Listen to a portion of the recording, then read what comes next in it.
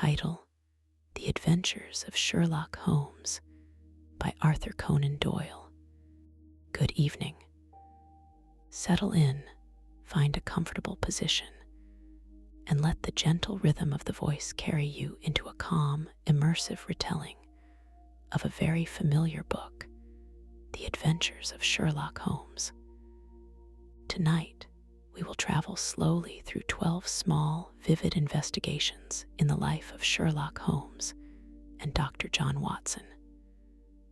The tone will be soothing and steady, descriptive, warm, and unhurried. Let the streets of London pass by like clouded ribbons. Feel each little scene like a lantern glow in the dark. Rest your shoulders. Breathe in slowly. Breathe out. We begin.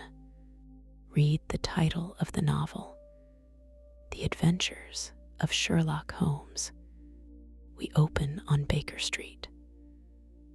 Imagine the narrow house with its neat brass plate and the familiar stair that climbs up to that room with the long, high-backed chair and the safe-lined bookshelves, where a thin man sits with a quiet intensity, Sherlock Holmes.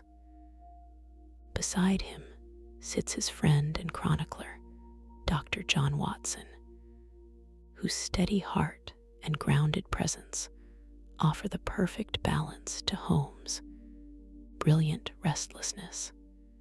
These are ordinary rooms, and at the same time, they are the doorway to adventures. Small scenes of human trouble where curiosity and care will lead to truth. A scandal in Bohemia. We begin with a man who calls himself a count, but comes with a mask and a worried air. He is a king of a European house who carries shame like a small stone in his cloak. Dr. Watson narrates the scene as he always does, clear, warm, admiring, watching Holmes. Eyes catch a paper's watermark and a foreign phrase. Even the paper's thread tells a story. Bohemian Mills, a continental monogram, the subtle cadence of letters that mark a writer foreign to English verbs. Holmes pieces these fragments together like a patient jeweler. The mystery becomes a quiet test of instinct. A photograph, compromising evidence, and a woman named Irene Adler, singular, clever, unforgettable, stands at the center of it all. On a crisp evening, the Count appears at Baker Street wearing a mask, and he explains the danger this photograph poses. The king is soon revealed by his own impatience. The case grows urgent, and Holmes moves with sure, small steps, investigating neighbors, horses' hooves, and the carriage that brings Miss Adler home. Holmes' method is not rush and drama. It is careful attention, disguises, observation of routines, and an understanding of the nature of people who hold secrets. On the night Holmes needs to see what Irene keeps at home, he becomes a clergyman, tactful, patient, and charmingly theatrical. The whole plan is tender, almost gentle in its resolve.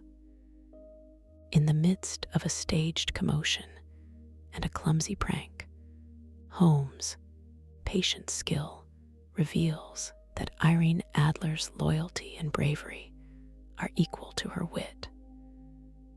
But the last surprise of this little drama is not the photograph's return. It is Irene who outwits the great detective, slips away with the evidence she needs, and leaves a note of dignity and independence. Holmes is left with admiration, Watson with a smile. Holmes later speaks of her simply as the woman with a small, honest reverence. As you breathe now, picture the gentle movement of the night in London. Distant carriage wheels, a neighbor's light, Holmes, silhouette pacing and pondering. Let your mind rest on that quiet admiration, courage shaped by wit.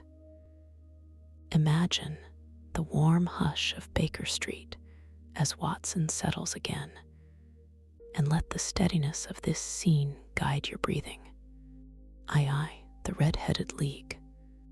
Now imagine a small, round man named Jabez Wilson, red-haired and earnest, who hurries through a foggy morning to tell Holmes of a most peculiar job.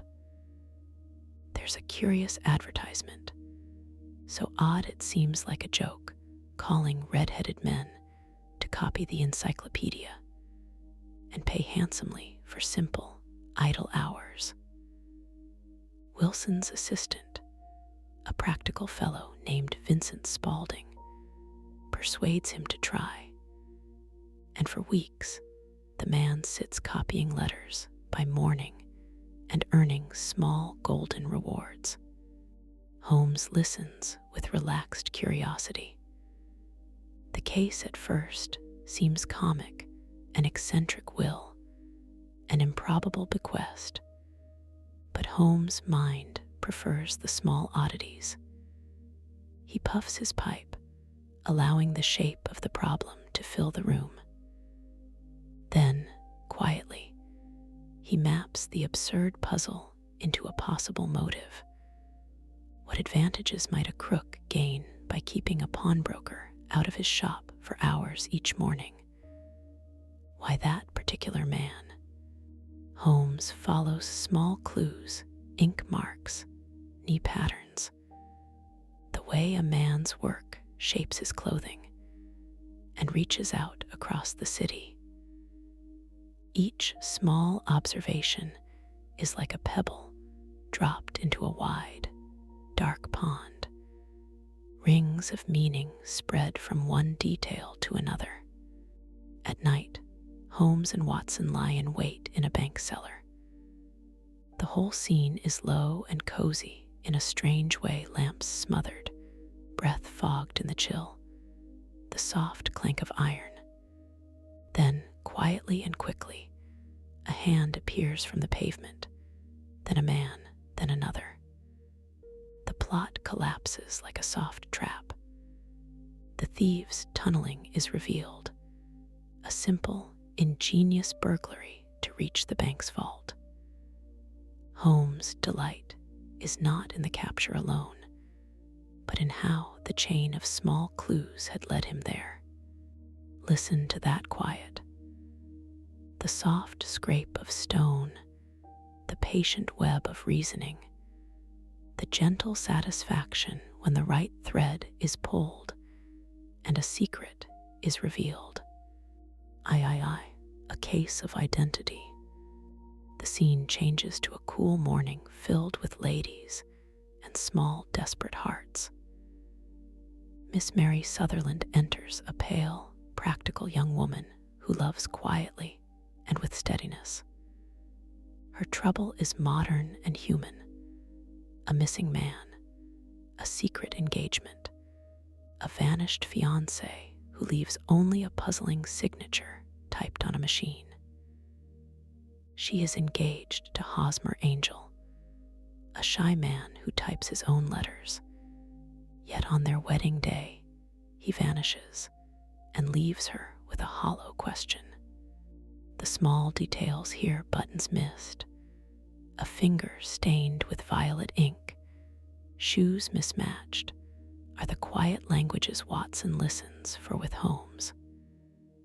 Holmes studies the little marks, reads the type on the machine, and asks the right calm questions that open the door to the truth.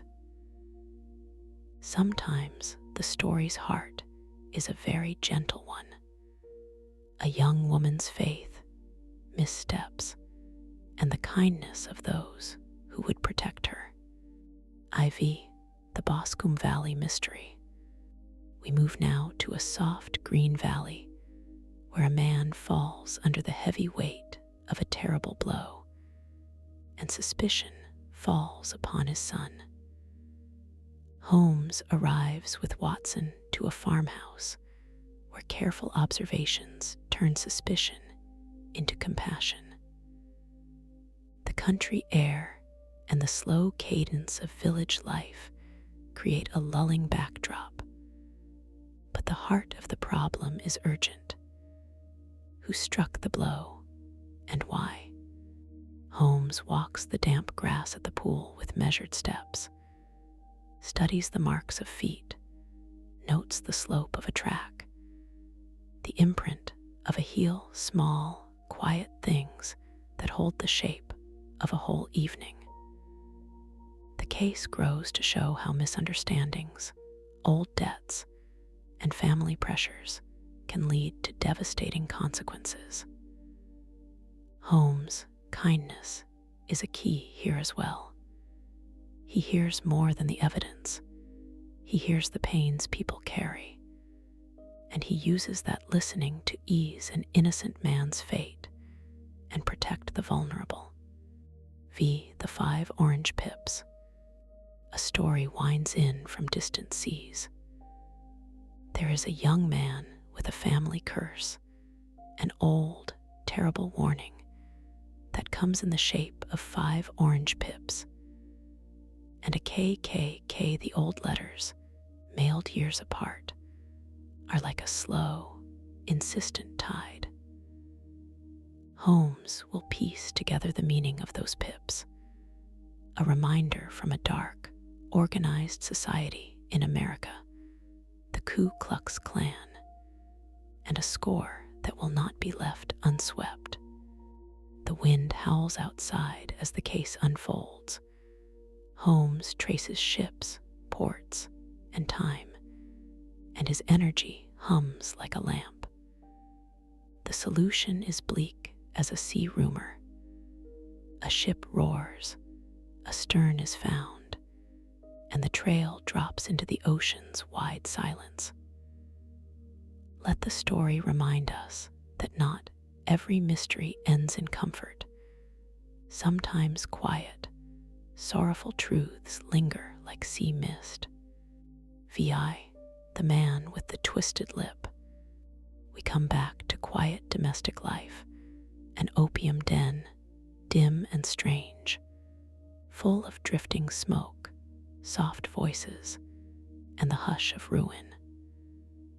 The story rises from the unexpected sight of a respectable man who has been living a secret life as a beggar. He is discovered in disguise. The scene is raw and human. Holmes, who has often leaned into grim places to learn small truths, sits disguised among sleepers and watches the tangle of pride, need, and shame unwind. The revelation is gentle and almost sorrowful. A man who found the ease of begging irresistible compared to his daily grind, who alternated between 2 lives. Holmes' response is not grand moralizing, but a practical mercy. His intervention is the kind of steady compassion that is itself soft and healing. For bedtime listening, the lesson settles in like warm wool. People are complex, and sometimes kindness matters more than judgment. VII. The Adventure of the Blue Carbuncle. Listen to a quieter, playful evening, a hat, a goose, and a gem. Peterson, the commissionaire, finds a battered hat and a fine goose. Inside the goose, a blue stone, bright and rare. Holmes tucks the stone into his case like a sudden comet and sets a small, thoughtful trap, advertisements, a public notice, and a gentle stitch of investigation.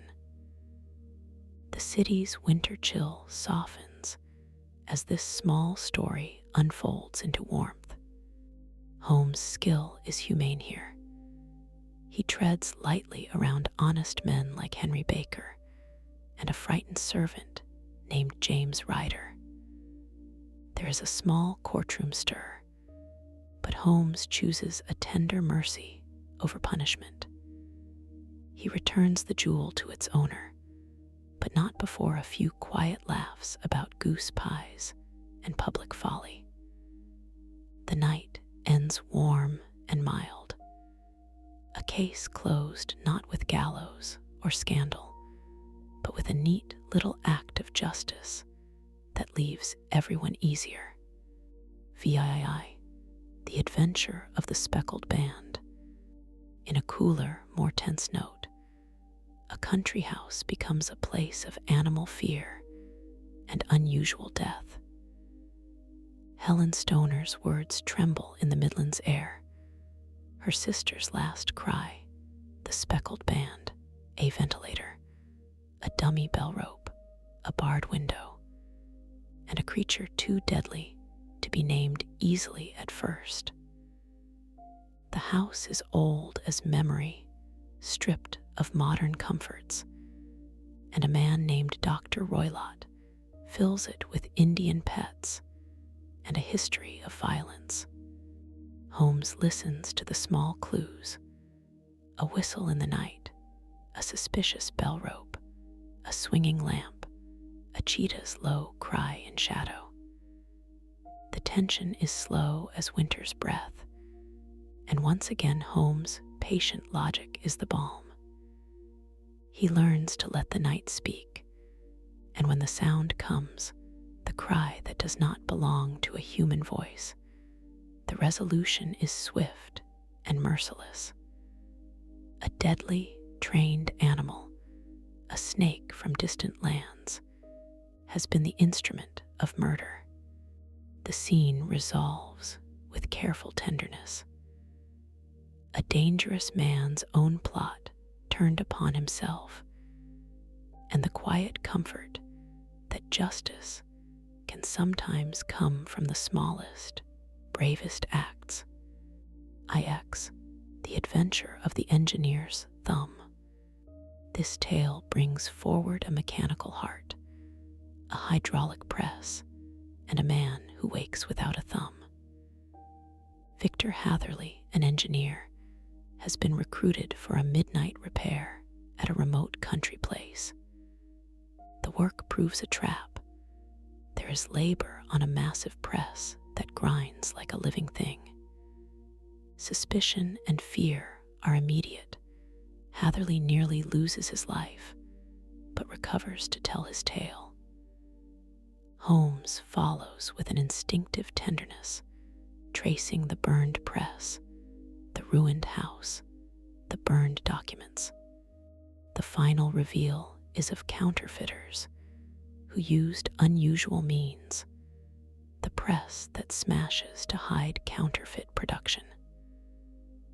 Holmes' decisive act is not a shout of triumph so much as a careful, steady exposure of the crime and the rescue of his man's dignity, quiet recompense, and a lesson that courage and calm craft will often save the day. X, The Adventure of the Noble Bachelor. Here is the story of a wedding that seems to break as soon as it is bound.